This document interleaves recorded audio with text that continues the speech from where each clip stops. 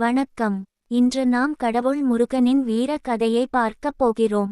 சிவபெருமானும் பார்வதியம்மாவும் பிறப்பித்த வீர மகன் சக்திவந்த சுரபத்மனை வீழ்த்திய கதை இது.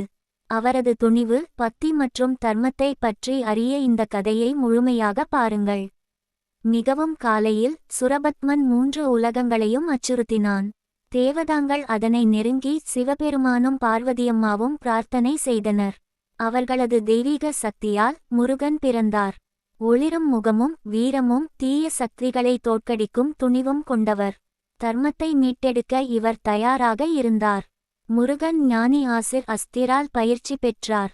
வில் கைமேல் அவர் வீரரும் பயமில்லாதவரும் ஆனார். அனைத்து தேவைகளும் தெய்வீக சக்திகளும் அவரை ஆசிர்வதித்து தீய சக்தியுடன் போராட தயாரித்தனர்.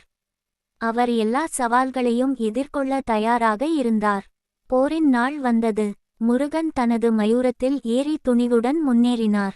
சுரபத்மன் பல தந்திரங்களை முயற்சி செய்தாலும் முருகனின் வீரமும் தெய்வீக சக்தியும் அவனை தடுக்க முடியவில்லை.